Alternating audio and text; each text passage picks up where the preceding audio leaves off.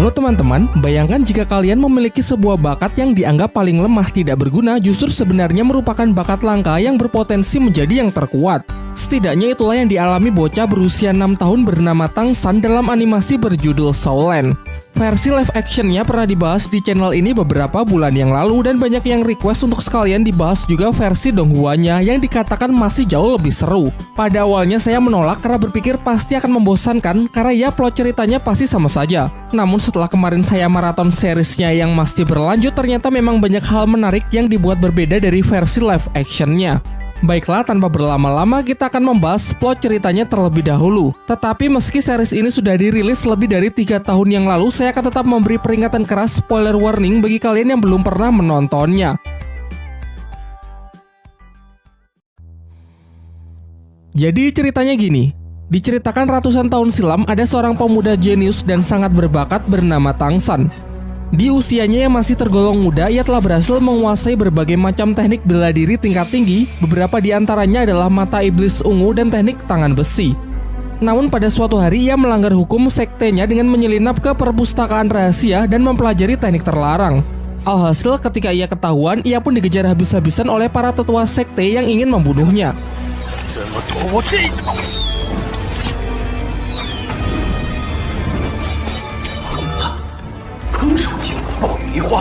Dari menyusuri hutan hingga tiba di sebuah tebing curam yang disebut sebagai lembah iblis. Karena sudah terpojok, ia pun menjatuhkan dirinya ke dasar jurang, namun dengan senyum di wajahnya tanpa rasa penyesalan sedikit pun. Akan tetapi sesaat setelah kejadian itu, tiba-tiba ia terbangun di tubuh anak kecil berusia 6 tahun yang menandakan kalau kini ia telah terlahir kembali di suatu daerah yang disebut dataran dahulu. Tangsan kecil tinggal di sebuah desa bernama Desa Roh Mulia bersama sang ayah seorang pandai besi yang terlihat kusam dan suka mabuk-mabukan. Dalam kesehariannya, Tangsanlah yang bertindak mengurus rumah serta menyiapkan makanan. Diceritakan bahwa anak-anak yang sudah menginjak usia 6 tahun akan dikumpulkan oleh sang kepala desa untuk menguji apakah mereka memiliki kekuatan roh pelindung atau tidak. Pengujiannya dilakukan oleh seorang master roh bernama Suyanto yang berasal dari Akademi Roh Pelindung di kota Nauding. Tangsan dan anak-anak lain kemudian diajak masuk ke dalam sebuah ruangan yang merupakan tempat untuk menguji kekuatan roh mereka. Kekuatan roh pelindung sendiri sangat bervariasi jenisnya dan tingkat kekuatannya. Contohnya Suyanto sendiri yang memiliki kekuatan roh pelindung serigala hutan. Jenis ini sangat cocok digunakan dalam bertarung. Singkat cerita, anak pertama maju untuk melihat jenis kekuatan roh pelindungnya. Dari tangan kanannya memvisualisasikan teknik kekuatan roh pelindungnya. Dalam hal ini adalah salah satu alat pertanian, yaitu sebuah sabit. Masuk ke tes kedua untuk mengetahui seberapa besar tingkat kekuatannya. Sebuah bola cahaya akan menyala terang jika anak yang menyentuhnya memiliki cukup energi roh.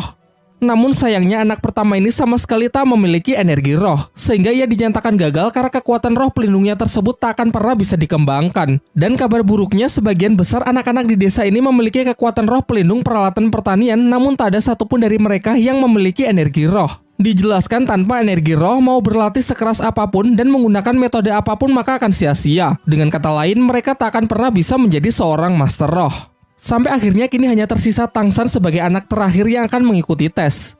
Dari tangan kanannya, ia menunjukkan jenis roh pelindung yang berbeda dari anak-anak lain, yakni rumput biru perak. Tapi anehnya di saat yang bersamaan ia juga membangkitkan roh pelindung lain di tangan kiri berwujud sebuah palu. Namun ia lebih memilih menyembunyikannya dan hanya menunjukkan roh pelindung di tangan kanannya saja. Sayangnya Suyanto malah mengatakan kalau rumput biru perak adalah jenis roh pelindung yang jauh lebih tidak berguna daripada alat pertanian. Oleh karena itu, Suyanto enggan melanjutkan Tangsan ke tahap kedua karena sudah pesimis kalau Tangsan tak akan punya energi roh dengan jenis roh pelindung selemah itu. Akan tetapi Tangsan tetap bersikeras agar diizinkan untuk mencobanya terlebih dahulu. Dan benar saja, saat Tangsan menyentuh bola bercahaya itu, seketika sinar yang menyilaukan menerangi seluruh ruangan yang menandakan kalau Tangsan memiliki energi roh tingkat tinggi. Meskipun bisa dikatakan spesial, namun sang master roh masih pesimis mengingat roh pelindung rumput biru perak memang benar-benar lemah dan tak pernah ada sejarahnya bisa berkembang terlalu jauh. Setelah ujian usai, Pak Kepala Desa memberikan kabar baik bahwa Suyanto meninggalkan undangan kepada Tangsan untuk mendaftarkan dirinya ke Akademi Roh Pelindung di kota Nauding. Sesampainya di rumah, ia kemudian memberitahukan kepada ayahnya dan meminta izin untuk mendaftar di akademi tersebut yang akan diadakan 3 bulan lagi. Namun sayangnya sang ayah dengan tegas menolak tanpa memberikan alasan yang jelas. Masih belum menyerah, Tang San mencoba untuk membujuk ayahnya dengan menunjukkan kekuatan roh pelindung ganda miliknya, yang salah satunya berwujud sebuah palu yang diketahui bernama palu Huotien. Setelah melihat putranya mewarisi roh pelindung rumput biru perak mendiang ibunya serta palu Huotien miliknya, sang ayah pun memulai mempertimbangkan keinginan Tang San tersebut. Dari sini kita pun mengetahui masa lalu dari ibu Tang San yang gugur dalam perang di masa lalu serta sosok ayah Tang San yang ternyata bukan orang sembarangan. Singkat cerita, ayah Tang San berubah pikiran dan mengizinkan Tang San untuk masuk ke akademi tersebut. Namun Tang San harus berjanji untuk tidak memberitahu ke siapapun kalau ia memiliki roh pelindung palu Huotien. Singkat cerita, 3 bulan telah berlalu. Tang San dengan ditemani Pak Kepala Desa pergi ke kota Nauding untuk mendaftarkan dirinya ke akademi tersebut. Di saat yang bersamaan terlihat juga seorang gadis kecil pemilik roh pelindung kelinci merah muda bernama Xiao Wu yang juga hendak ikut mendaftar. Kembali ke Tang San, akhirnya sampailah ia di gerbang masuk akademi. Namun penjaga gerbang di sana tidak mengizinkannya masuk karena tidak percaya dengan Tang San dan kepala desa yang terlihat sangat miskin. Bahkan undangan yang dibawa Tang San pun ia lempar karena menganggap kalau undangan tersebut adalah undangan palsu. Tang San yang sangat kesal karena sudah diremehkan memukul si penjaga gerbang hingga ia terlempar. Ketika perkelahian semakin serius, datanglah salah satu guru akademi yang diketahui bernama Master Xiao. Kemudian Master Xiao memastikan kalau undangan yang dibawa Tang San adalah undangan asli sehingga ia mengizinkannya untuk masuk. Dijelaskan kalau Master Xiao ini adalah guru yang sudah tidak mengajar. Kegiatannya sehari-hari adalah melakukan penelitian dan menguji berbagai macam teori mengenai kekuatan roh pelindung. Seperti mempelajari tentang kelemahan dari tiap-tiap jenis roh pelindung, bagaimana metode paling efektif untuk mengembangkannya, dan masih banyak lagi. Bahkan hanya dengan sekali melihat undangan milik Tang San di mana tertulis jenis roh rumput biru perak dan energi roh penuh, ia langsung bisa menyimpulkan kalau Tang San ini pasti memiliki roh pelindung ganda. Setelah mendengar penjelasan panjang lebar yang cukup masuk akal berdasarkan penelitian dari Master Xiao, Tang San pun menjadi sangat mengaguminya, ditambah lagi Master Xiao mengatakan bahwa Tang San sangat spesial dan berpotensi menjadi seorang master roh terhebat di masa depan. Hingga akhirnya Tang San berlutut dan meminta agar Master Xiao bersedia menjadi gurunya. Singkat cerita, setelah pembicaraan mereka, Tang San pun diantar menuju ruang TU untuk mengurus segala administrasi pendaftaran. Namun di sana Tang San mendengar para petugas TU justru menertawai dan memandang rendah Master Xiao. Menurut mereka, Master Xiao hanyalah badut akademi yang kegiatannya cuma mengarang teori-teori aneh. Satu-satunya alasan mengapa guru Xiao masih dihormati hanyalah karena ia merupakan teman dekat dari kepala akademi saja. Meskipun sudah mendengar semua ejekan itu, Tang San tak sedikit pun menurunkan kekagumannya kepada Master Xiao karena Master Xiao satu-satunya orang yang mampu mengetahui kalau dirinya memiliki roh pelindung ganda. Hal ini jelas membuktikan kalau ia memanglah guru yang sangat hebat. Sesampainya ia di asrama, Tang San langsung mendapatkan serangan dari seorang anak bernama Waseng, ketua dari asrama laki-laki di kamar 7.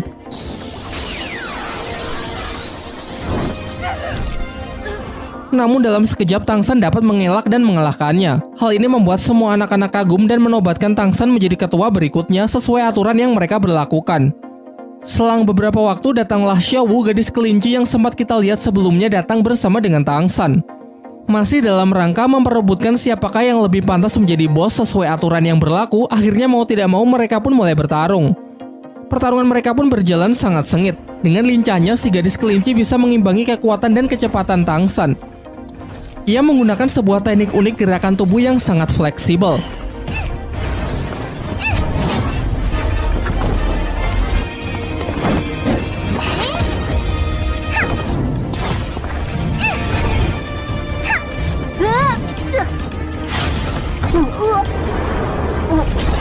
Dalam pertarungan singkat itu, Tang San pun dibuat kalah telak dengan catatan ia masih belum mengeluarkan seluruh kemampuannya.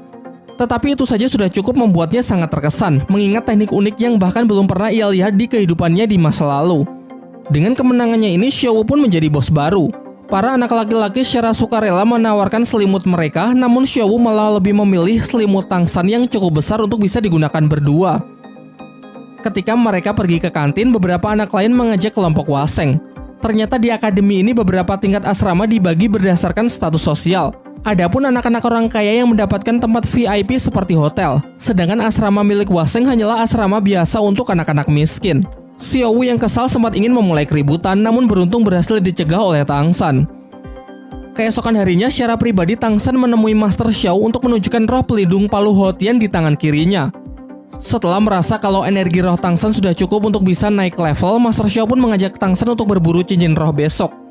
Cincin roh sendiri merupakan item spiritual yang bisa didapatkan dari membunuh siluman roh guna menaikkan level dari seorang Master Roh. Dijelaskan tanpa cincin roh mau berlatih sekeras apapun, seorang Master Roh tak akan pernah bisa naik level. Tetapi di sini Master Xiao melarang Tang San untuk menambahkan cincin roh ke dalam palu Huotian. Ia mengatakan kalau belum saatnya juga Tang San mengetahui alasannya. Menurutnya saat ini akan lebih baik jika Tang San berfokus saja untuk mengembangkan rumput biru perak miliknya.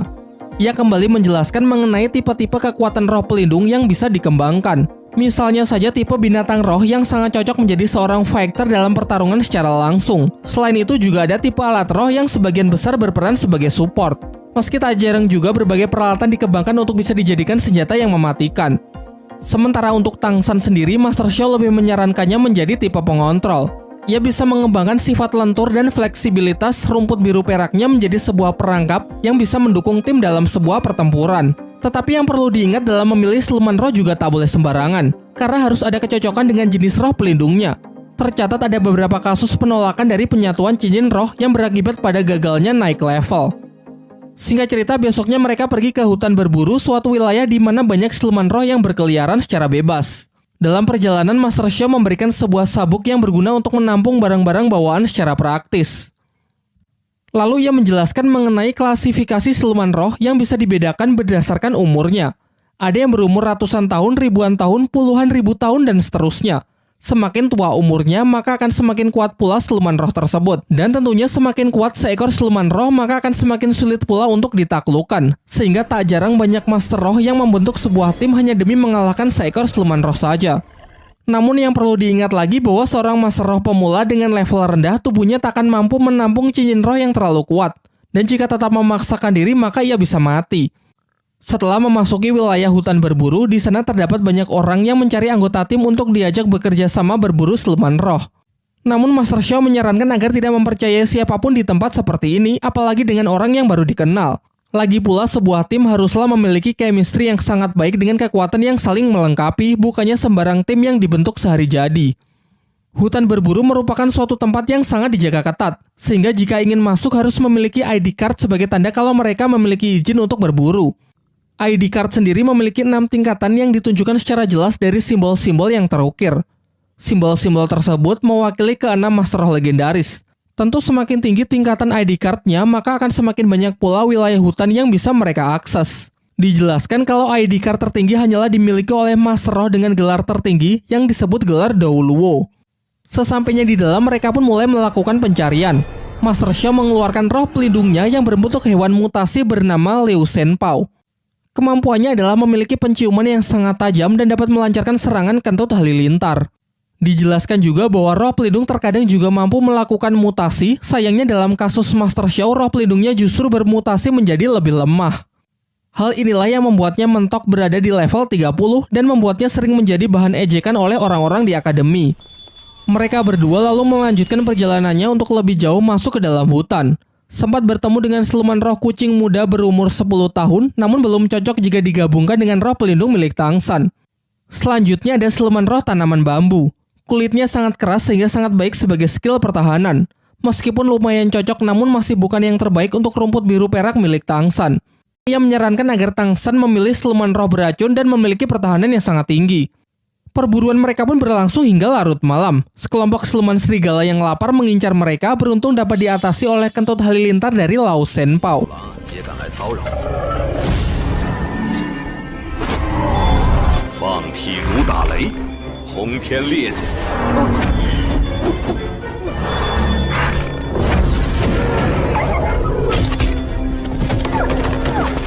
Namun hal ini justru memicu makhluk yang jauh lebih mengerikan untuk datang karena tergiur aroma darah yang berceceran.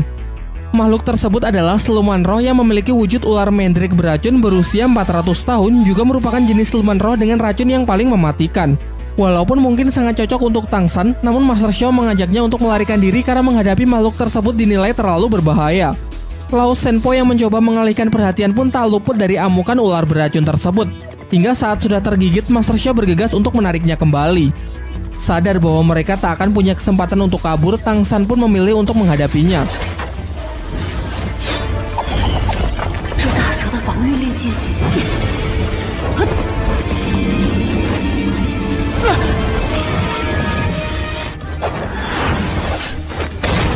Setelah melewati pertempuran yang sangat sengit, ia pun berhasil membunuh si ular Mandrake dengan menusukkan pisaunya tepat ke rahang makhluk tersebut. Selama ini banyak orang yang percaya kalau jenis roh pelindung tumbuhan hanya bisa menyerap cincin roh dari siluman jenis tumbuhan juga.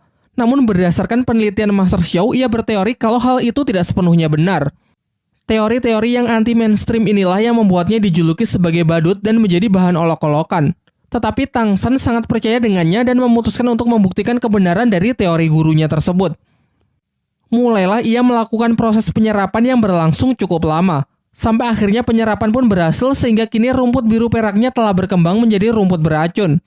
Namun di sisi lain Master Xiao tengah terluka karena terkena racun dari Lao Shenpo yang semalam sempat mendapatkan gigitan dari ular Mandrake. Beruntung dengan cepat Tang San bisa membantunya mengeluarkan racun berkat ilmu yang pernah ia pelajari dari ayahnya. Setelah gurunya siuman, Tang San pun menunjukkan dirinya yang telah berhasil melakukan proses penyerapan cincin roh dan juga telah mengunlock skill pertamanya, yaitu serangan tali akar beracun dalam radius up to 50 meter.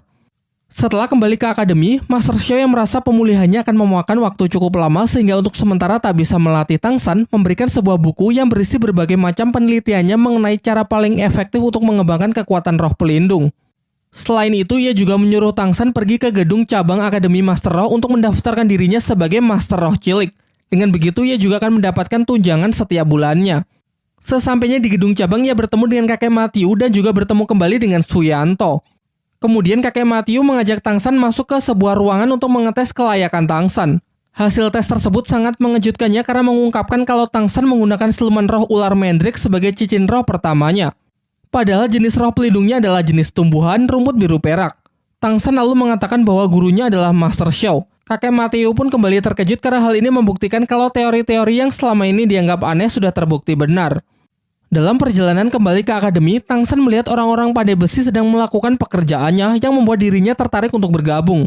Berniat menjadikannya sebagai pekerjaan paruh waktu, ia pun lalu menunjukkan keahlian menempa besinya yang dulu pernah ia pelajari dari sang ayah. Di sisi yang lain terlihat ayah Tang San yang ternyata secara diam-diam selalu mengawasi putranya tersebut. Ia lalu pergi menemui Master Xiao dan memintanya untuk mengambil tanggung jawab menjaga dan menjadi guru pembimbing dari Tang San karena ia akan pergi dalam waktu yang cukup lama demi menyelesaikan sebuah misi rahasia. Dari sini terungkap bahwa ayah Tang San bernama Tang Hao, seorang Master Roh legendaris pemegang gelar Dao Luo yang dijuluki sebagai Master Hou Tian. Sebelum pergi, ia memberikan ID card kekuasaan mutlak kepada Master Xiao yang mungkin nanti bisa berguna. Singkat cerita, 1 tahun pun telah berlalu. Bersama dengan Xiao, ia telah menyelesaikan tahun pertamanya di Akademi Roh. Pada libur tahunan, ia mengajak Xiao mengunjungi rumahnya, namun rumahnya kosong dan terlihat sangat kotor. Kepala desa lalu menjelaskan bahwa sudah sangat lama ayah Tang San pergi meninggalkan desa.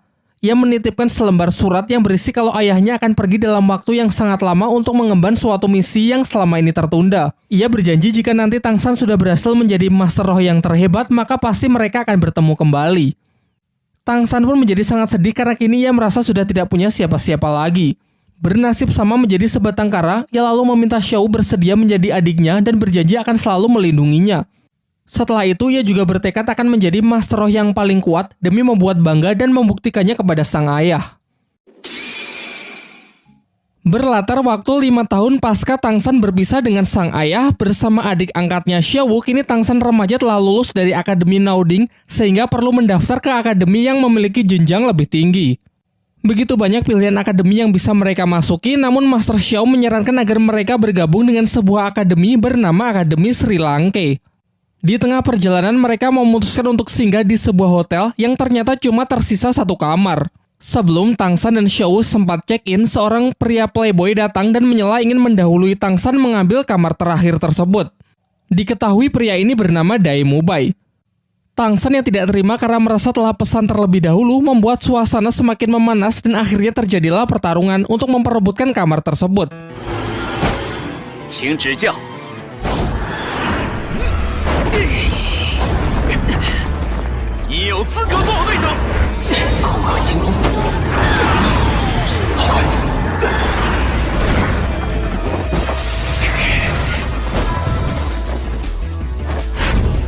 Diperlihatkan kalau Dai Mumbai ini adalah seorang master roh berjenis hewan harimau putih dengan kekuatannya yang berada di level 37. Sedangkan Tangsan berjenis rumput biru perak namun memiliki level yang lebih rendah yaitu 29. Akan tetapi baik tipe kekuatan roh pelindung maupun perbedaan level yang tak begitu jauh belum cukup untuk bisa menentukan siapa yang lebih kuat. Rumput biru perak milik Tangsan sangatlah fleksibel dalam bertahan maupun melancarkan serangan.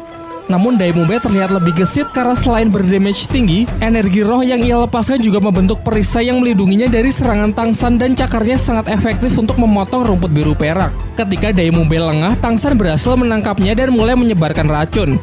Sayangnya sedari awal Dai Mumbai menyembunyikan kekuatannya yang tidak diperhitungkan oleh Tangsan. Sampai pada akhirnya Tangsan pun dibuat tak berkutik, namun Dai Mumbai memutuskan untuk melepaskannya dan pergi begitu saja. Di kamar hotel, Tangsan teringat oleh seseorang yang pernah ia lawan di masa lalu yang kekuatannya mirip dengan Dai Mumbai. Kala itu ia dapat dengan mudah mengalahkannya hanya dengan satu serangan menggunakan senjata jarum emas yang dapat menembus perisainya dan memiliki efek serangan perusak dari dalam.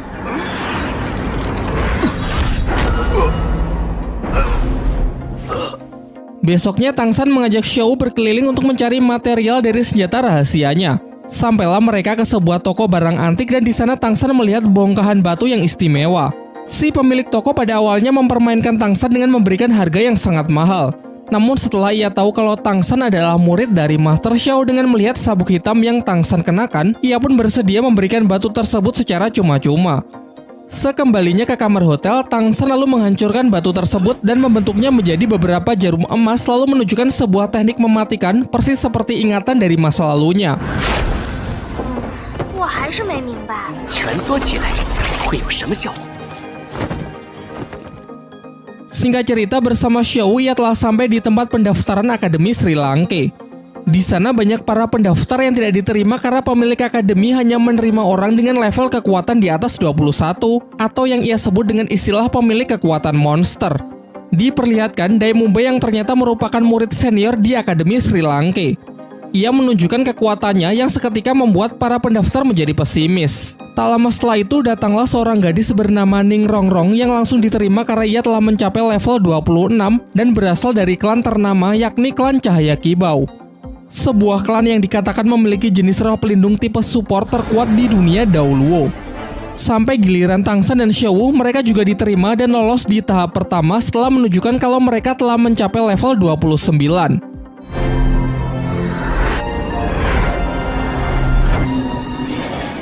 Dai Mumbai lalu diperintahkan untuk mengantar mereka menuju tes berikutnya karena untuk menjadi murid Akademi Sri Lanka mereka harus lolos dalam 4 tes. Sembari menjelaskan kalau sebenarnya ia tengah mencari seorang pasangan yang serasi dengan roh pelindung miliknya. Karena dikatakan kalau penggabungan dua kekuatan roh pelindung yang serasi akan melahirkan sebuah kekuatan baru yang sangat kuat. Memasuki gedung akademi yang terlihat kurang meyakinkan, Tangsan di sana bertemu dengan seorang pria yang menawarkan sosis bernama Oishike. Oishike merupakan murid Akademi Sri Lanka yang seangkatan dengan Dai Mumbai dan memiliki kekuatan roh pelindung yang sangat unik yaitu tipe support makanan. Salah satu yang menjadi skill andalannya adalah menciptakan sosis pemulih stamina. Sementara itu, Dai Mumbai membawa satu pendaftar lagi yang lolos tes tahap pertama yang bernama Suying. Ia telah mencapai level 27 dengan kekuatan roh pelindung jenis hewan kucing neraka.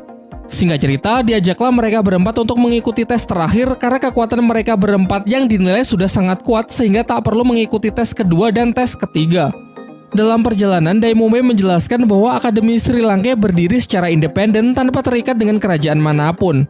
Selain itu, tercatat hanya memiliki 42 murid sejak didirikan 20 tahun yang lalu, sehingga rata-rata hanya menerima 2 murid saja per tahun. Kedua hal inilah yang menjadi alasan mengapa akademi ini sangatlah miskin. Sang kepala akademi memegang prinsip bahwa lebih baik akademinya ditutup daripada hanya menerima orang-orang lemah. Bahkan akademi juga memiliki standar yang tinggi dengan menargetkan bahwa seorang siswa harus bisa mencapai level lebih dari 40 sebelum berusia 20 tahun. Hanya sedikit orang yang berhasil lulus dari akademi, sisanya bahkan ada yang mati saat berburu siluman roh demi berusaha meningkatkan level. Dai Mumbai lalu memperkenalkan para calon murid baru dengan salah satu guru yang dipanggil Guru Zhao, seorang master roh yang sudah mencapai level 76. Karena terlalu bersemangat melihat para murid baru di tahun ini yang lumayan berpotensi, Guru Zhao pun mengubah tes ke tahap keempat yang awalnya pertarungan melawan Dai Mumbai, kini justru ia ambil alih. Dengan kata lain, mereka berempat harus bertarung melawan Guru Zhou di tes kali ini. Guru Zhou merupakan Master Roh yang telah mencapai level 76 dengan kekuatan roh pelindung tipe hewan beruang berbulu emas, memiliki pertahanan super kuat, dan dikatakan sama sekali tidak punya kelemahan. Kemudian Guru Zhou menyampaikan aturan, yaitu jika mereka bisa bertahan sampai satu dupa habis terbakar, maka mereka akan dinyatakan lolos. Namun sebaliknya, jika mereka tidak bisa, maka mereka harus pulang. Ia lalu memberikan waktu kepada Tang San dan yang lainnya untuk saling bekerja sama dan berdiskusi sebelum pertarungan dimulai. Tang San pun menginisiasi untuk membuat rencana kerjasama, dimulai dari memperkenalkan kekuatan mereka masing-masing. Su Ying memiliki roh pelindung bernama kucing neraka bertipe assassin yang mengandalkan kecepatan tinggi. Sedangkan Ning Rongrong adalah tipe support yang memiliki roh pelindung berwujud pagoda cahaya 7 bintang. Dua skillnya yaitu memberikan buff kecepatan dan kekuatan 30% kepada target yang ia kehendaki. Setelah formasi terbentuk, pertarungan pun dimulai.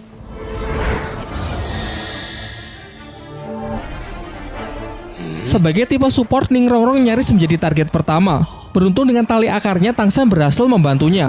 Dilanjutkan dengan kombinasi serangan mereka bertiga untuk menjatuhkan Guru Zhou. Menggunakan strategi super ofensif, pihak Tang San tidak memberikan sedikit pun lawannya untuk melancarkan serangan balasan. Namun sayangnya pertahanan dari Guru Zhou benar-benar tidak tertembus.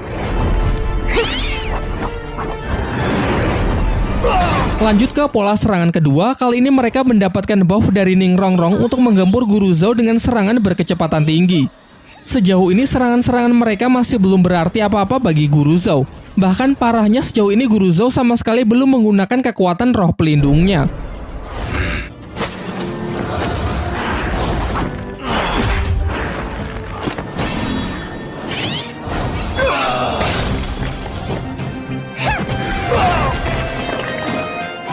是辅助系第一武魂，流星人锤，蓝银草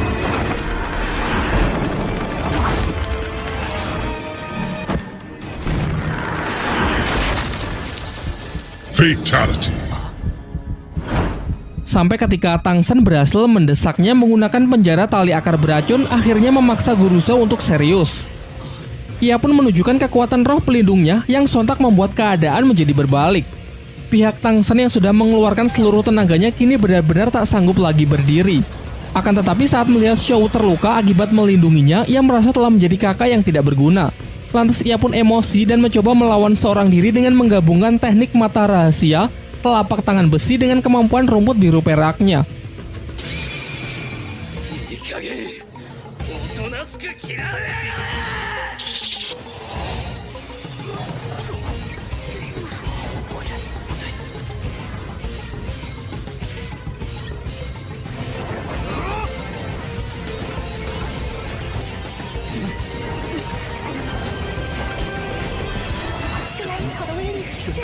Terbukti cara ini cukup efektif untuk bisa sedikit mengimbangi Guru Zhou.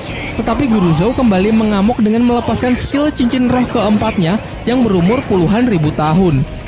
Teknik tersebut dapat meningkatkan kekuatan gravitasi di area yang ia kehendaki. Sementara Tang San yang tak berhenti berpikir sedikit belajar dari pertarungan melawan Dai Mubai kemarin. Ia memanfaatkan skill kedua yang bernama Rotan Hantu, yaitu kemampuan parasit rumput biru peraknya untuk membatasi pergerakan dari Guru Zhou. Dan akhirnya dengan usaha yang keras, ia dapat menembus pertahanan dari teknik perisai roh pelindung tipe hewan tersebut.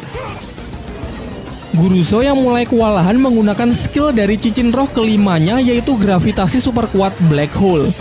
Di puncak pertarungan karena benar-benar sudah terpojok, Tang San pun terpaksa menggunakan kekuatan dari roh pelindung keduanya, yaitu hantaman keras palu Hotien yang sama sekali tak bisa ditangkis. Dai Mubai lalu memanggil Oishike untuk mengeluarkan sosis pemulihannya guna mengobati semua orang yang sedang terluka. Pasca duel yang sangat sengit tersebut, Guru Zhou mengakui kehebatan dari Tang San dan memutuskan untuk meluluskan mereka semua dalam tes kali ini. Selain itu, Tang San juga membantunya mengeluarkan jarum beracun yang tertanam di tubuh Guru Zhou. Di malam harinya, Guru Zhou dikejutkan dengan suara misterius yang memanggilnya dari luar akademi. Ia pun bergegas untuk mengikutinya sampai masuk ke dalam hutan. Tak lama setelah itu muncullah sosok pria berjubah hitam, namun Guru Zhou sama sekali tak bisa mengenalinya. Dengan melihat beberapa cincin roh tingkat tinggi yang melingkar di tubuhnya, terungkap bahwa sosok misterius itu ternyata adalah seorang master roh dengan gelar Daoluo yang sontak membuat Guru Zhou gemetar ketakutan karena menyadari perbedaan kekuatan mereka yang terpaut terlalu jauh. Ialah Master Hou Tian yang bernama Tang Hao, ayah dari Tang San, pemilik roh pelindung legendaris Palu Hou Tian. Tujuan ia datang ke sini adalah untuk memberi pelajaran kepada Guru Zhou supaya tahu bagaimana rasanya ditindas oleh orang yang memiliki level jauh di atasnya. Tak lama setelah itu, Pak Kepala Akademi Sri Lanka pun datang dan menunjukkan kekuatan roh pelindungnya yang berwujud roh burung hantu dengan level kekuatan 78. Ia bernama Flander. Namun di sini ia langsung menyadari kalau orang di depannya adalah Tang Hao, orang terkuat bergelar Daoluo. Ia pun langsung menunjukkan rasa hormatnya. Tetapi Tang Hao yang terlanjur emosi karena Guru Zhou telah berani mengganggu putranya, ia pun memberinya pelajaran serupa agar tidak menindas orang yang lebih lemah. Setelah ia puas menghajar Guru Zhou sampai babak belur, Tang Hao pun membiarkannya tetap hidup dan berpesan agar mereka menjaga putranya dengan baik di akademi ini. Keesokan harinya diperlihatkan Tang San yang sudah siuman dari pingsannya, ditemani seniornya Oishike yang semalaman menjaganya. Ia lalu menawari Tang San untuk memakan sosisnya untuk mempercepat proses penyembuhan. Namun Tang San menolaknya dan lebih memilih untuk melakukan kultivasi. Setelah kondisinya membaik, Tang San pergi ke tempat pertarungan sebelumnya. Di sana ia membersihkan belasan jarum beracunnya yang sempat ia gunakan untuk melawan Guru Zhou. Sembari itu, ia mulai berpikir untuk meningkatkan efektivitas dari senjata rahasianya seperti saat masih di kehidupannya dulu. Karena pasti di masa depan ia akan bertemu dengan orang-orang yang jauh lebih kuat. Kemudian ia bergegas pergi ke kamar Xiaowu untuk melihat kondisinya yang ternyata juga sudah membaik. Kemudian Tang San meminta maaf karena kemarin ia tak bisa menepati janjinya untuk melindungi Xiaowu. Tetapi Xiaowu sama sekali tak menyalahkan Tang San karena memang Guru Zhou lah yang terlalu kuat. Saat tengah berkeliling desa, di tengah jalan mereka menyaksikan pertengkaran seorang laki-laki gendut dengan pacarnya. Diketahui bahwa pria ini juga merupakan murid Akademi Sri Lanka yang seangkatan dengan Oishike dan Dai Mubai yang bernama Mang Houjun. Xiaowu yang merasa geram melihat perbuatan kasar Mang Houjun terpaksa ikut campur. Begitu pula Tang San yang ingin melindungi adiknya. Karena merasa kesal dengan orang-orang yang berani mencampuri urusannya, ia pun memulai pertarungan.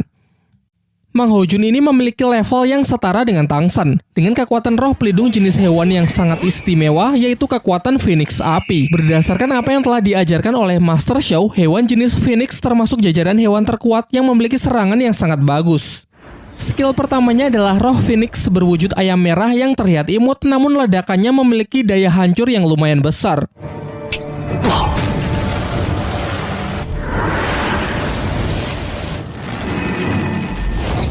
Dalam upayanya, Tang San mencoba menangkap Mang Houjun menggunakan tali akarnya. Namun tidak berhasil karena jenis roh pelindung tumbuhan ternyata sangat lemah jika harus berhadapan dengan tipe elemen api.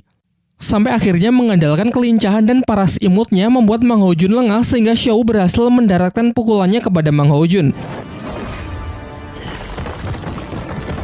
Untung saja sebelum pertarungan semakin serius, Dai Mubai datang untuk memisahkan mereka. Saat suasana sudah tenang, Dai Mubai lalu menjelaskan bahwa Akademi Sri Lanka di tahun ini hanya memiliki 3 murid, yaitu dirinya, Oishike, dan Mang Houjun.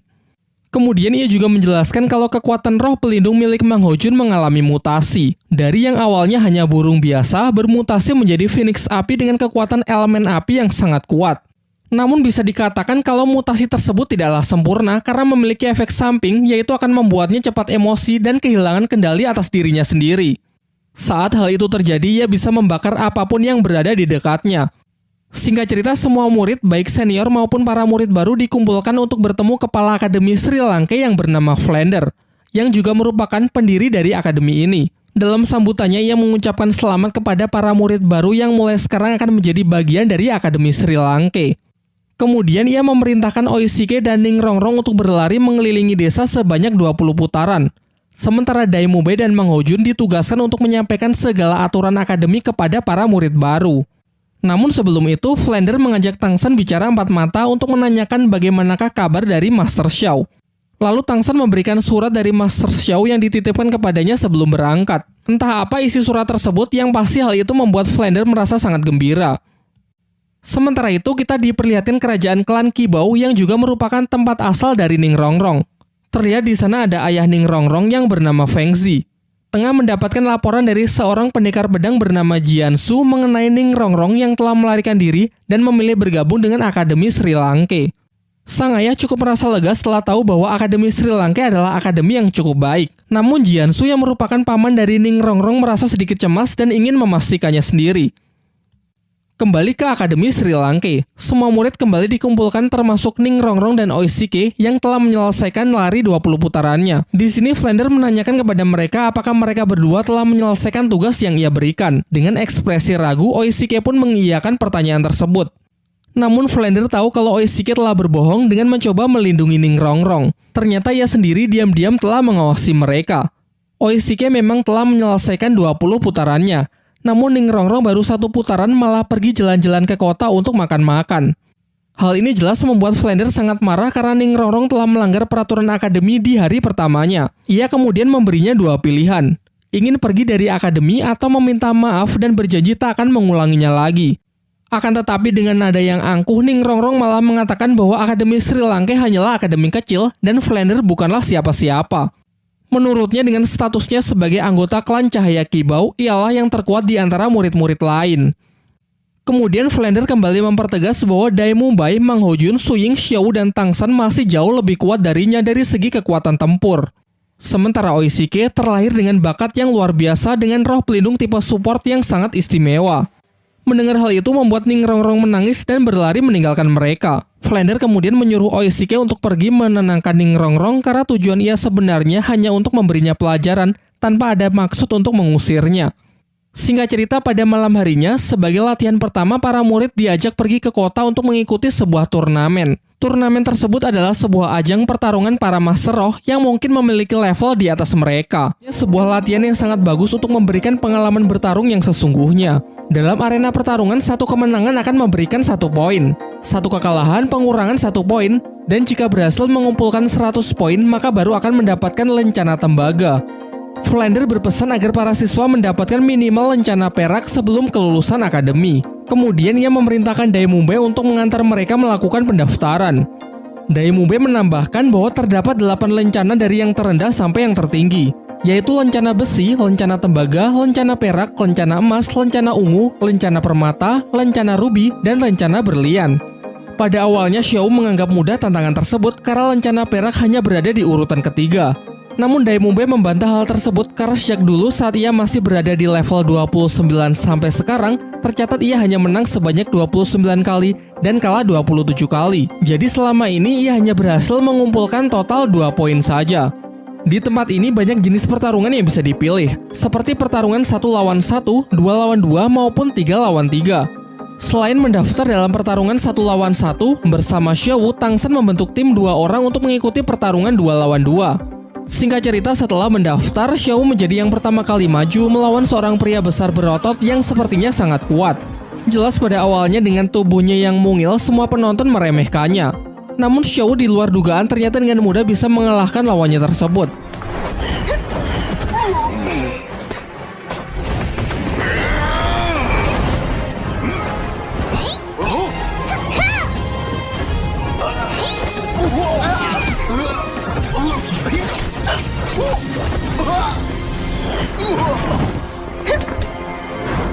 Pertarungan berikutnya adalah Tangsan melawan Suying. Tentu karena pemilihan peserta yang random, secara kebetulan ia mendapatkan lawan dari teman akademinya sendiri. Setelah wasit memberikan aba-aba, Tangsan pun langsung menyerang menggunakan rumput biru peraknya untuk berusaha menangkap Suying. Akan tetapi Suying yang basically adalah petarung yang sangat mengandalkan kecepatan, bisa dengan mudah menghindari satu persatu kejaran tali akar milik Tangsan. Di beberapa kesempatan Suying juga berusaha mencari celah untuk mendekati Tangsan. Sementara menanggapi hal itu, Tangsan masih bisa bertahan menggunakan mata iblis ungu guna mengimbangi kecepatan dari Suying. Masih terus berupaya menjaga jarak, ia mulai mengubah pola serangannya dengan menciptakan sebuah sangkar untuk mengatasi pergerakan Suying yang begitu cepat.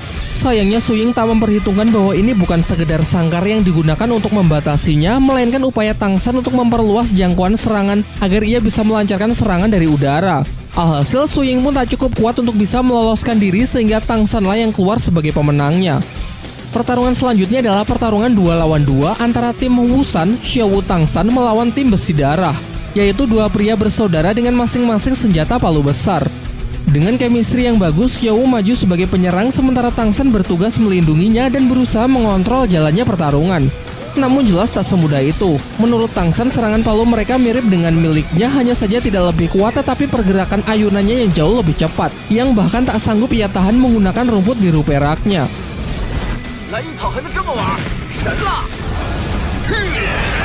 Namun ternyata serangan-serangan Tang San ia gunakan untuk menyebarkan benih dari skill keduanya, yaitu rotan hantu. Tumbuhan parasit tersebut dapat mengikat lawan dan menyebarkan racun untuk membatasi pergerakan mereka. Pertarungan masih berlanjut. Secara kompak mereka menggunakan skill ketiganya, yaitu lemparan palu kembar yang dapat melacak dan mengejar targetnya. Tang San yang berusaha menyelamatkan Xiao tak cukup kuat sehingga ia terpental jatuh. Hal ini membuat Xiao sangat emosi dan langsung menyerang mereka dengan senjata jarum rahasia yang bisa membunuh lawannya dalam sekejap. Namun Tang San justru menghalau serangan mematikan tersebut karena bagaimanapun juga ini hanyalah sebuah pertandingan. Mengingat tenaga yang sudah terkuras habis ditambah racun Tang San yang semakin menyebar ke seluruh tubuh, mereka pun mengaku kalah sehingga dengan ini Tang San pun mendapatkan kemenangan keduanya. Sekembalinya ke akademi, Dai Mumbe terlibat cekcok dengan putri klan Cahaya Kibau yakni Ning Rongrong. Terdengar sikap angkuh Ning Rongrong yang terus-menerus memprovokasinya dan merendahkan Akademi Sri Lanka. Hal ini membuat Dai Mumbe sangat kesal dan emosi sehingga ia terpaksa menggunakan cara kekerasan tanpa memperdulikan status Ning Rongrong. Beruntung seketika itu juga Tang San datang dan berhasil menenangkannya. Namun kejadian itu tak membuat Ning Rongrong jerah dan justru meminta Tang San agar membantunya menghabisi Dai Mumbe dengan imbalan 100.000 koin emas. Jelas Tang San menolaknya. Ia menjelaskan bahwa tak semua masalah bisa diselesaikan dengan uang dan kekuatan. Ia pun menyarankan agar Ning Rongrong keluar saja dari akademi karena menurutnya tempat ini sama sekali tidak cocok untuk Ning Rongrong. Bahkan Oishiki yang jelas-jelas menyukai Ning Rongrong pun juga berpikiran sama. Ia lantas menyarankan supaya Ning Rongrong pergi karena mustahil di sini ia bisa mendapatkan teman dengan sikap yang sedemikian angkuh. Keesokan harinya semua murid kembali dikumpulkan untuk menerima latihan. Namun Oishiki yang datang terlambat memasang wajah yang begitu gembira karena ternyata pagi ini ia telah mencapai level 30. Semuanya pun mengucapkan selamat. Pak Kepala Akademi Flander memerintahkan semua murid besok pergi ke hutan Shindu, versi lain dari hutan berburu, untuk membantu mencarikan cincin siluman roh ketiga untuk Oishiki di bawah bimbingan dari Guru Zhao. Masih nyambung dengan Oishiki, latihan hari ini adalah memakan sosis penambah stamina dari skill roh pelindung milik Oishiki dengan alasan agar tubuh mereka bisa terbiasa dan beradaptasi saat nanti berada di medan pertempuran yang sesungguhnya. Diperlihatkan semuanya merasa jijik dan tidak menyukainya. Namun di luar dugaan, Ning Rongrong secara sukarela maju untuk menjadi murid pertama yang akan melakukannya. Ternyata ucapan dari Tang San dan Oishiki sebelumnya cukup membuatnya merenung semalaman dan menyesali sikap angkuhnya selama ini. Besoknya, Guru Zhao menghampiri semua murid yang sudah menunggunya untuk pergi ke hutan Shindu dalam rangka mencarikan cincin siluman roh ketiga untuk Oishiki. Ia kemudian meminta Dai Mumbe agar menjadi ketua tim dalam misi tersebut. Dai Mumbe lalu menyampaikan formasi kerjasama tim di mana Tang San akan berada di garis depan, tepat di belakangnya dua tipe support, Xiao dan Mang Hojun diberikan tugas untuk menjaga sisi kiri dan sisi kanan, sementara dirinya akan mengambil alih area belakang. Setelah seharian tak menemui siluman roh yang cocok untuk Oishiki, mereka memutuskan untuk singgah di sebuah warung makan di dekat sana. Namun suasana yang tenang seketika rusak pasca kedatangan sekelompok anak yang diketahui berasal dari Akademi Changhui. Dai Mumbe menceritakan bahwa Akademi Changhui merupakan akademi yang cukup terkenal, tetapi sebenarnya muridnya tak begitu kuat dan cenderung lebih menonjolkan sifat angkuhnya. Bisik-bisik itu terdengar sampai di telinga murid Akademi Changhui sehingga dibuatlah sebuah rencana untuk mengerjai para murid Sri Lanka. Seorang anak kemudian berjalan ke arah mereka dan secara sengaja menyenggol pelayan yang tengah membawa makanan.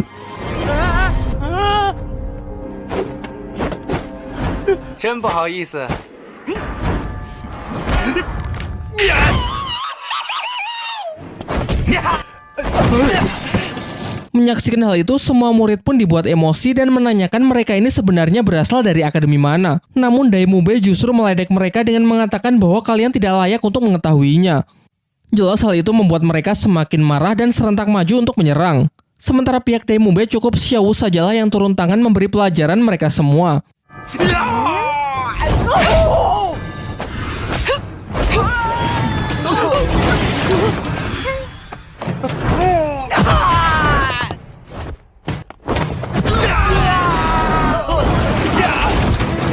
Perseteruan yang semakin memanas memaksa guru dari Akademi Changhui untuk turun tangan.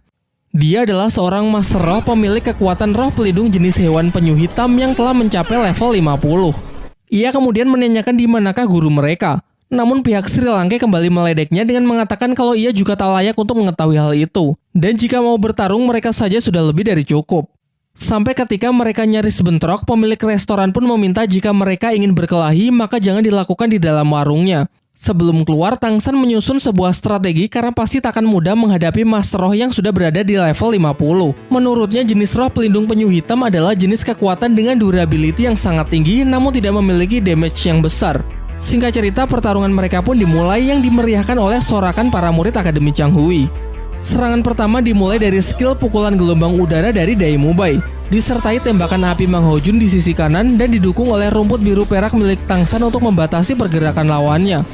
Setelah tertangkap, Mang Hojun kembali mendapatkan aba-aba dari Tang San untuk membakar habis guru Changhui dengan teknik semburan Phoenix api bersuhu tinggi. Sayangnya perkiraan Tang San tak sepenuhnya benar. Guru Akademi Changhui memiliki skill serangan nafas dingin yang luapannya sanggup membekukan udara dalam sekejap. Su Ying yang mencoba mengambil kesempatan untuk melancarkan serangan jarak dekat justru tangannya terjebak dalam kubah es.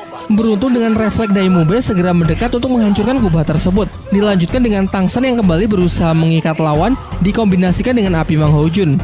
Dai Mubai yang sempat terpengaruh provokasi mengambil resiko untuk menyerang yang mengakibatkan radang dingin di tubuhnya semakin parah. Sementara itu Mang Hojun kembali beraksi dengan semburan Phoenix api untuk menghalau serangan nafas es yang mengarah langsung ke Dai Mubai sehingga terjadilah bentrokan antara dua elemen yang saling bertolak belakang.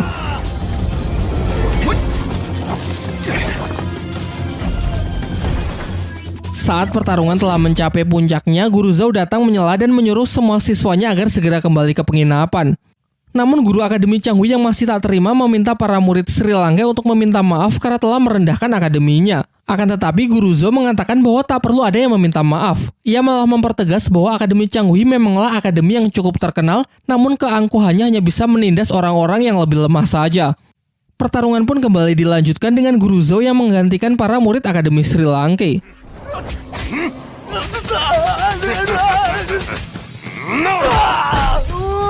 Dalam sekejap ia bisa menghajar habis-habisan guru Akademi Changhui, bahkan tanpa melibatkan kekuatan roh pelindungnya.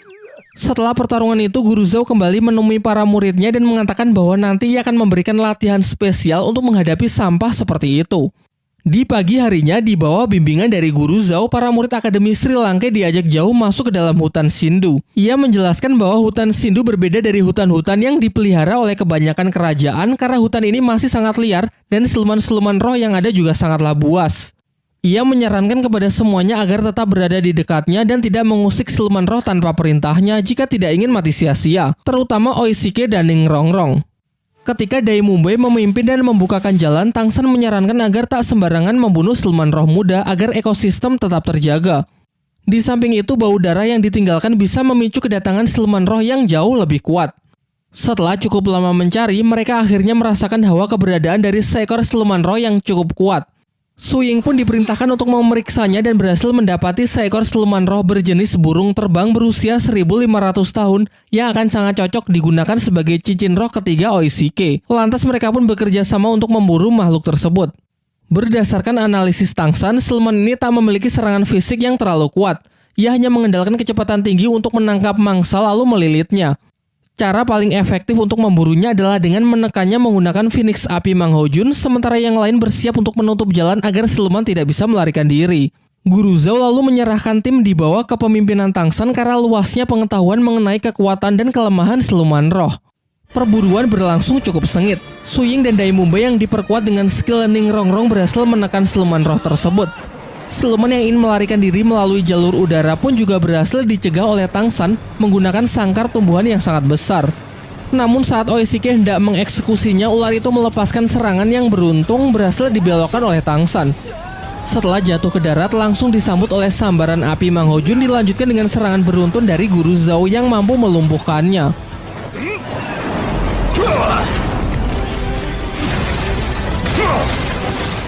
Guru Zhao lantas segera menyuruh Oishike untuk mengambil cincin rohnya, akan tetapi tiba-tiba datang seorang nenek bersama cucunya yang mengklaim bahwa siluman roh ular terbang adalah miliknya yang akan menjadi cincin roh ketiga untuk cucunya.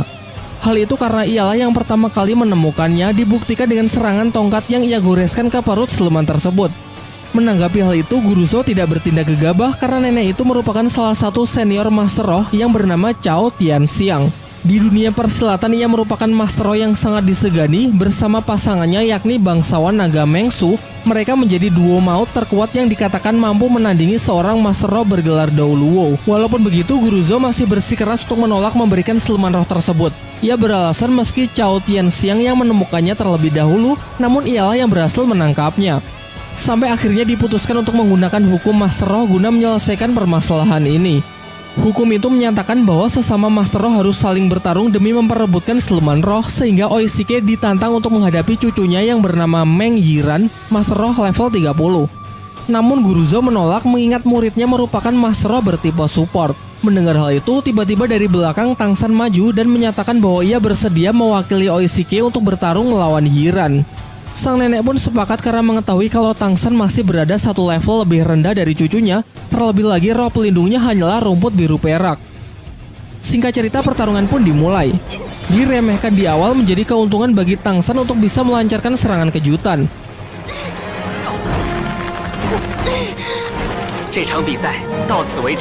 Namun Yiran ternyata juga tidak selemah itu. Berkat roh pelindung ularnya, ia dengan mudah bisa meloloskan diri dari perangkap tali akar milik Tang San. Bahkan racun pelumpuh yang ia gunakan juga sama sekali tak berpengaruh karena basically kekuatan ular milik Yiran juga beracun. Merupakan sebuah cara yang sangat efektif untuk melawan racun dengan racun. Menggunakan senjata tombak beracun, ia kemudian melancarkan serangan balasan. Tidak begitu cepat namun cukup merepotkan karena jumlahnya yang lumayan banyak. Tang San pun berusaha mendekat dan berhasil menghentikan serangan tersebut yang dikendalikan oleh tongkat ular milik Yiran. Mulailah mereka membenturkan energi roh yang saling berusaha menekan satu sama lain. Setelah cukup lama saling menekan, pertarungan itu pun akhirnya dimenangkan oleh Tang San sehingga hak milik atas siluman roh ular terbang kini diserahkan kepada Oishike.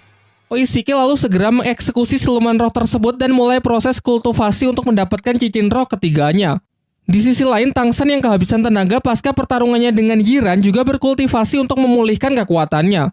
Singkat cerita, Oishike telah selesai dengan proses penyerapannya dan telah berhasil memperoleh cincin ketiga serta meng-unlock skill baru, yaitu sosis terbang. Barang siapa yang memakan sosis tersebut, maka akan bisa terbang selama 1 menit dengan kecepatan ular terbang.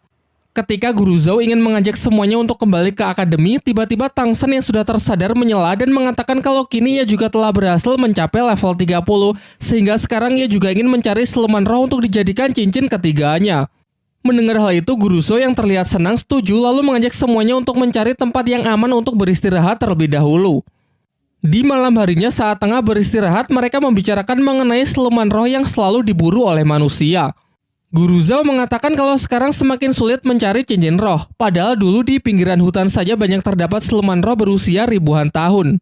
Menanggapi itu, Tang San berpendapat kalau itu semua adalah ulah manusia yang sebenarnya jauh lebih ganas ketimbang siluman roh. Perburuan yang terus dilakukan membuat para siluman roh pasti suatu saat akan mengalami kepunahan. Dan jika siklus ini terus berjalan, maka akan datang suatu hari di mana seorang Master Roh tak akan bisa naik tingkat karena tidak ada lagi cincin roh yang tersedia. Semuanya pun termenung sejenak, termasuk Guru Zhou yang berpikir kalau narasi Tang San memang cukup masuk akal. Di tengah pembicaraan, mereka tiba-tiba diserang oleh seekor siluman roh berjenis kera raksasa yang merupakan raja hutan bagi para siluman roh. Mereka pun sontak dibuat sangat terkejut karena biasanya siluman jenis ini hanya tinggal di hutan terdalam dan sangat jarang keluar. Menurut Tang San, kera raksasa adalah mimpi buruk bagi para Master Roh. Pasalnya kekuatannya yang luar biasa kuat membuat seorang Master Roh bergelar Dou Luo sekalipun belum tentu bisa menandinginya. Dan bahkan dikatakan siluman ini mampu mengalahkan siluman roh jenis lain yang usianya jauh di atasnya. Tak hanya dari segi kekuatan, kecepatan, dan pertahanan, namun ia juga memiliki kecerdasan layaknya manusia. Guru Zhou yang sadar batasannya mencoba melakukan negosiasi karena siluman kera raksasa mengerti bahasa manusia. Ia pun berjanji akan segera pergi dan tak akan berani mengusiknya. Namun ketika menyaksikan kemarahan dari sang raja hutan, Guru Zhou pun segera memerintahkan semua murid untuk pergi terlebih dahulu, sementara ia memasang kuda-kuda untuk bersiap melancarkan serangan.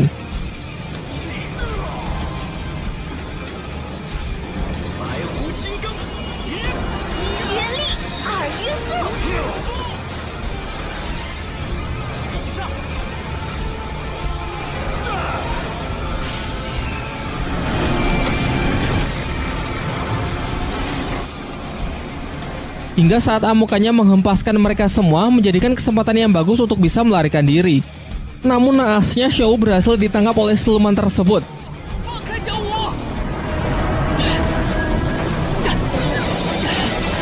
Guruzo yang melihatnya sangat emosi dan benar-benar all out menggunakan skill dari cincin roh ketujuhnya. Merupakan skill terkuatnya, yaitu wujud roh dari beruang hutan untuk menghantam siluman kera raksasa. Namun hal itu juga sia-sia. Sementara Tangsan yang berupaya menyelamatkan Xiao berusaha mengejar siluman itu, hasilnya pun sama saja. Ia pun juga tidak bisa berbuat apa-apa.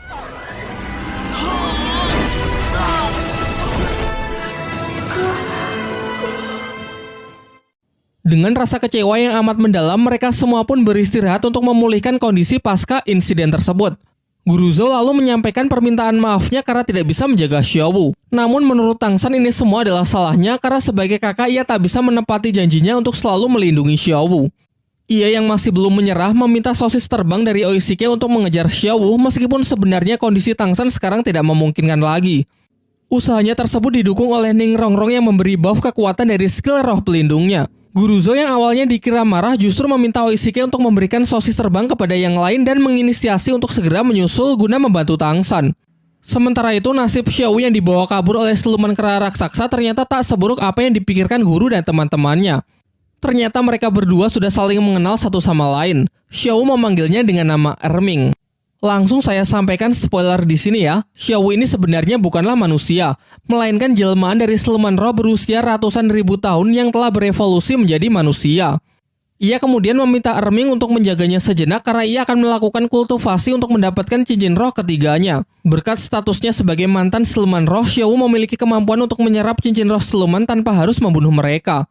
Di sisi lain, Tangsan yang mengejarnya kehabisan waktu terbang sehingga terjatuh ke dalam hutan sebelum bisa menemukan Xiao. Selain itu, kondisinya juga semakin buruk karena sebelumnya ia juga sudah terluka. Sialnya, ia malah bertemu dengan siluman roh buas berjenis laba-laba berwajah manusia.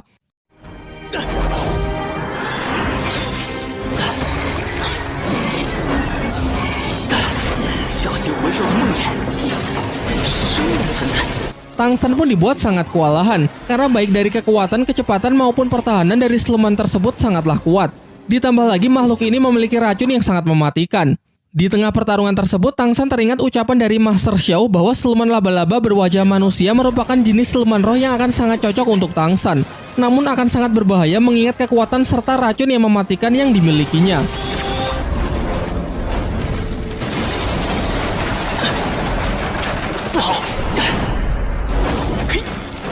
Singkat cerita, ia akhirnya menemukan titik kelemahan dari siluman tersebut, yaitu terletak pada wajahnya.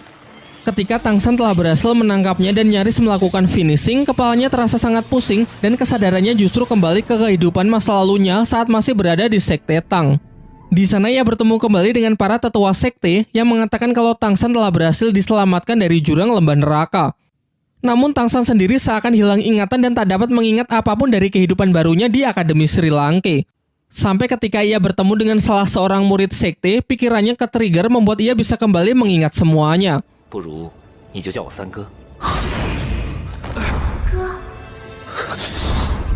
Ia pun lantas bertekad kembali ke kehidupannya di Akademi Sri Lanka karena teringat Xiao yang harus segera diselamatkan.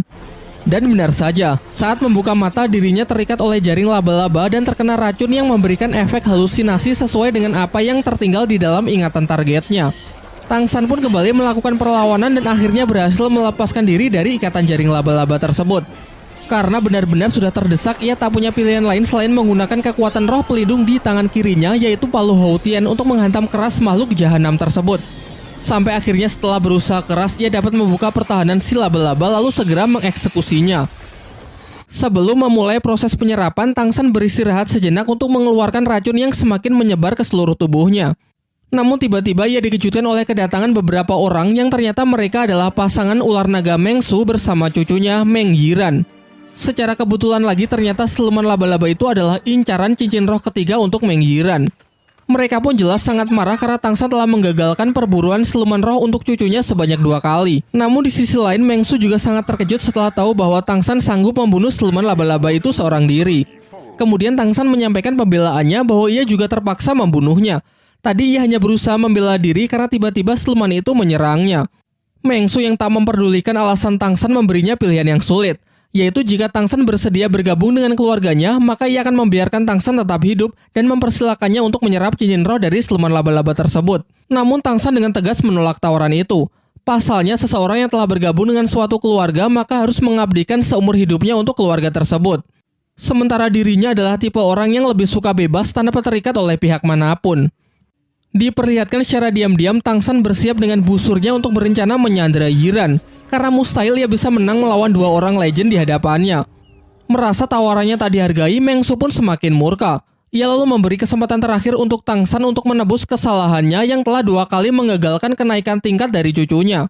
Untuk itu Tangsan diperbolehkan pergi, tapi dengan meninggalkan satu lengannya sebagai bentuk kompensasi.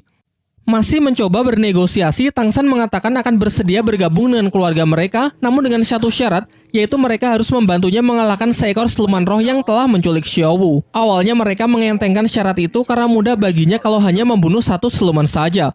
Akan tetapi ekspresi mereka langsung berubah ketika Tangsan mengatakan kalau siluman roh yang dimaksud adalah siluman Raja Kera Raksasa. Mereka malah menuduh kalau Tangsan sengaja menjebaknya, karena berhadapan dengan makhluk itu maka sama saja dengan bunuh diri. Bahkan dikatakan kalau Master Roh bergelar Daulo pun belum tentu sanggup mengalahkannya. Karena keduanya tak bisa memenuhi syarat yang ia berikan, Tangsan pun enggan untuk bergabung dan dengan tegas mengatakan kalau mereka ingin lengannya maka silakan ambil saja sendiri. Saat posisi Tangsan sudah benar-benar terdesak, beruntung Guru Zhou dan teman-temannya datang tepat waktu untuk menghentikan kakek Meng Su. Guru Zhou jelas tahu batasannya yang tak mungkin bisa menang jika duo maut itu sudah bersatu. Ia lantas mencoba bernegosiasi dengan mengajak Meng Su untuk bicara empat mata. Setelah pembicaraan singkat mereka, seketika ekspresi kejam dari Meng Su berubah menjadi lebih hangat. Dari Guru Zhou, ia kini tahu kalau Tangsan adalah murid dari Master Xiao, orang cerdas yang menciptakan banyak teori di dunia roh. Oleh karena itu, ia pun kali ini bersedia melepaskan Tangsan. Namun saat akan beranjak pergi, Meng Yiran yang masih tak terima dengan Tangsan yang telah mengacaukan kesempatannya naik tingkat, menantangnya bertanding dengan taruhan. Jika ia menang, maka Tangsan dilarang menyerap cincin roh dari siluman laba-laba tersebut. Namun jika ia kalah, maka Tangsan bebas melakukannya.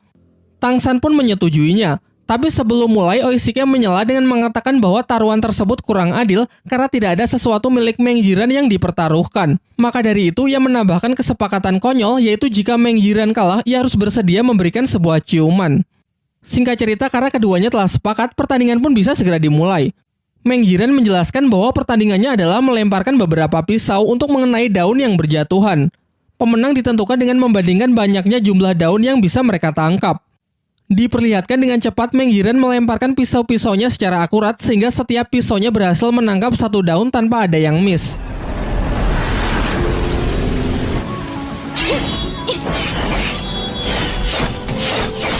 Melihat Tangsan yang sedari tadi tidak bergerak membuat Meng Yiran kebingungan. Namun Tangsan mengatakan kalau ia sudah melakukannya. Hal ini diperjelas oleh Meng Su yang mengatakan bahwa Tangsan memang sudah melakukannya dan ia menang telak dari cucunya tersebut.